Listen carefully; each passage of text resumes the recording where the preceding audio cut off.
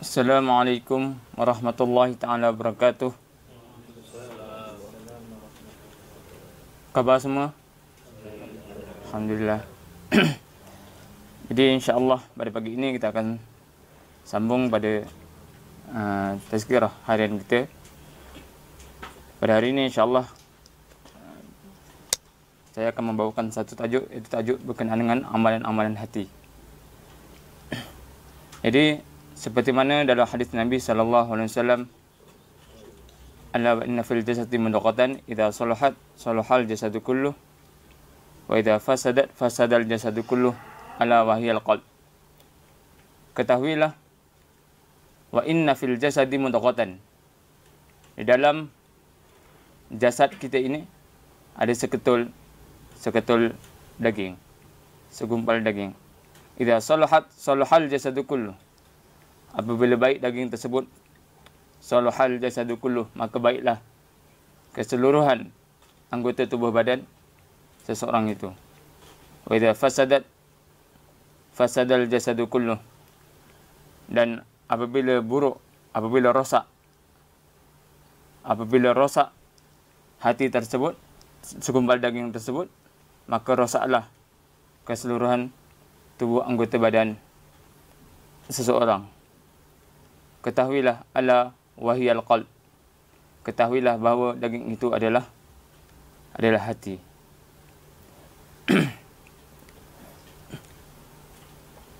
Jadi ini membuktikan bahawa amalan-amalan hati, keadaan hati, kondisi hati mempengaruhi kepada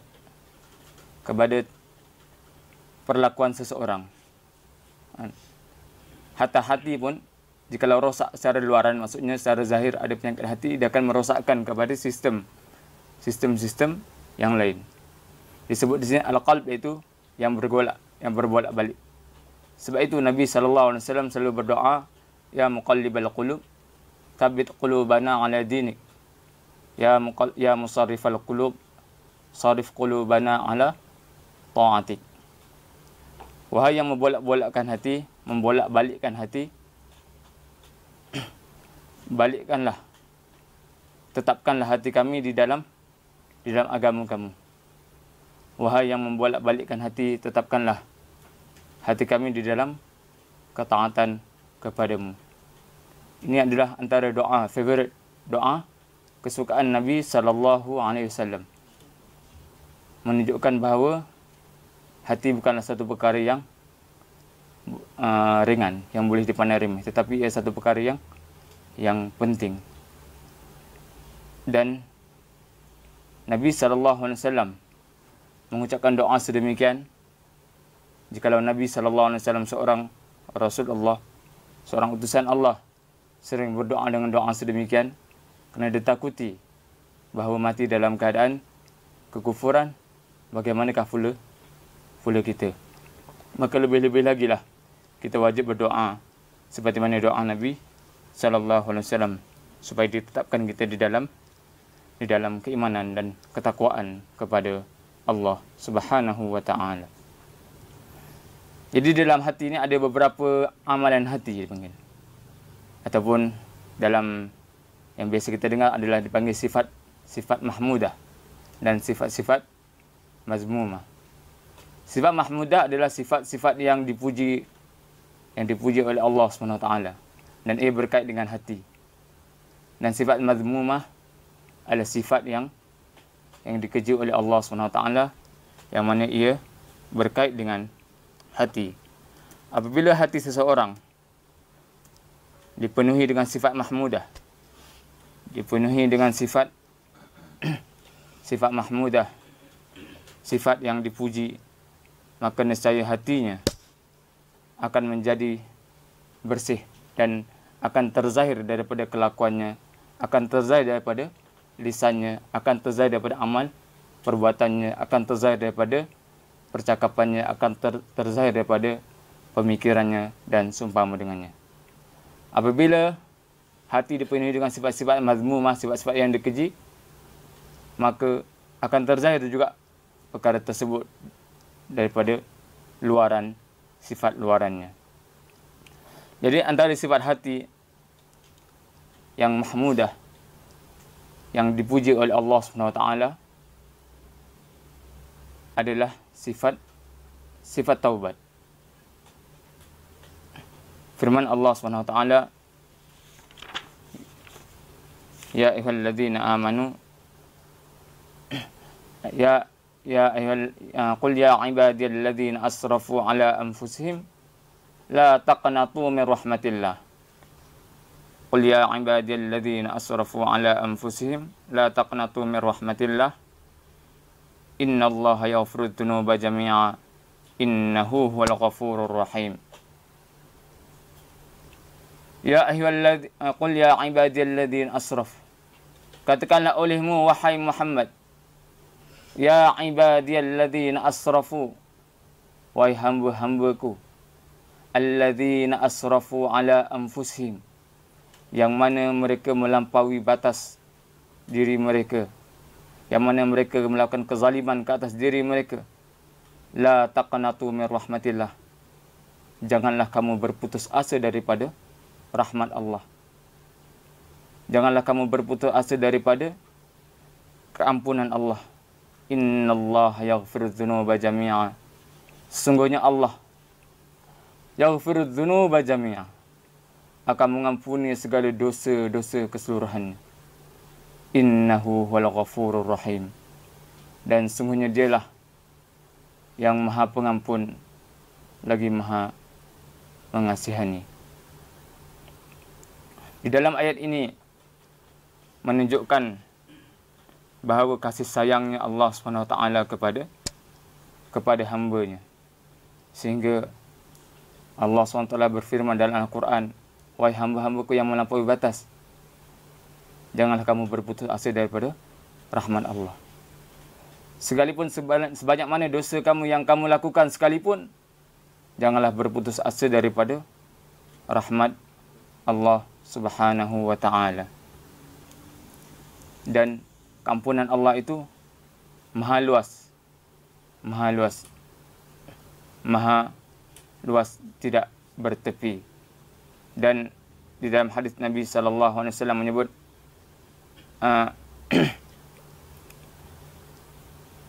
la tanqatil hajra hatta tanqatil tabah, la tanqatil tabah hatta tatlu'a syams min maghribiha.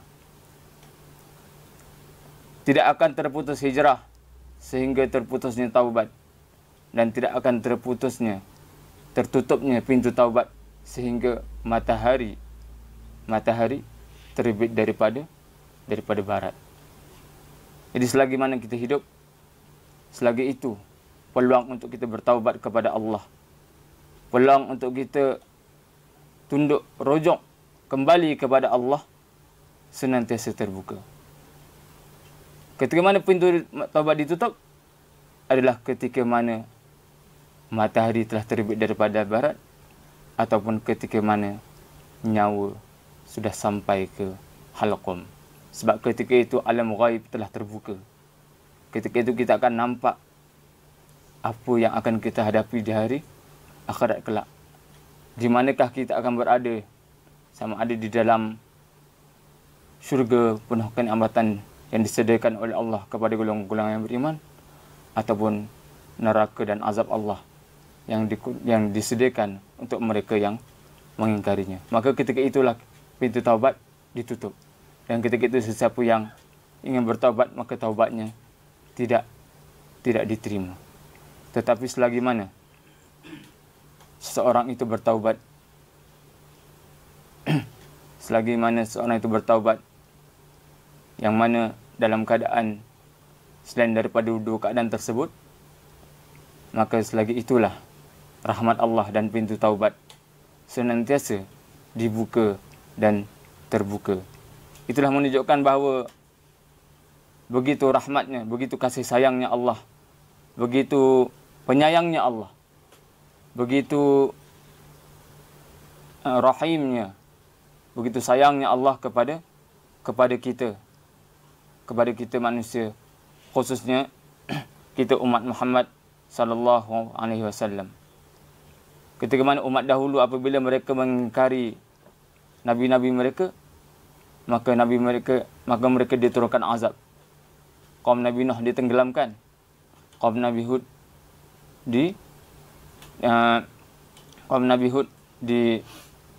diancam dengan dihantar angin yang kuat. Kaum Thamud diterbalikkan. Kaum Syuaib dihantar pekikan daripada langit dan sebagainya.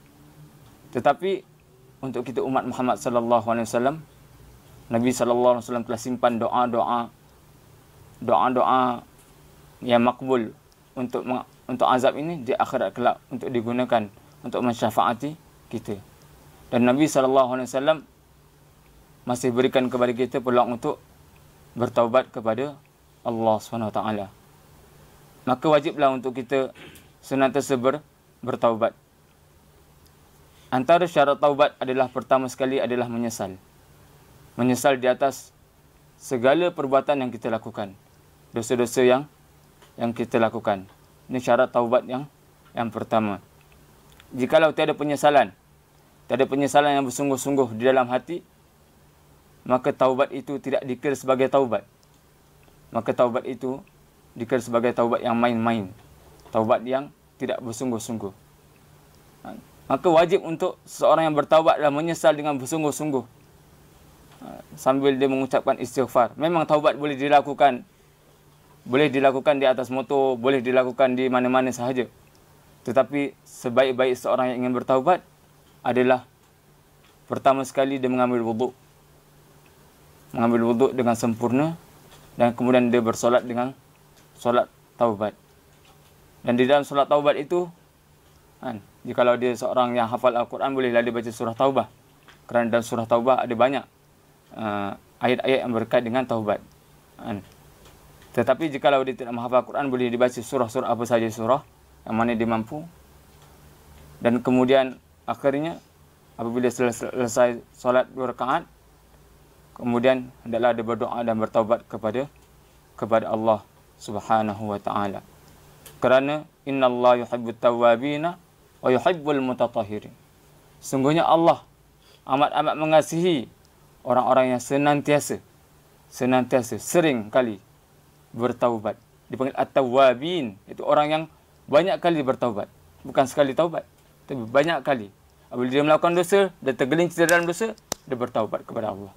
Apabila dia melakukan dosa, tergelincir dalam dosa, dia bertaubat kembali kepada Allah. Dan Allah Ta'ala amat menyukai.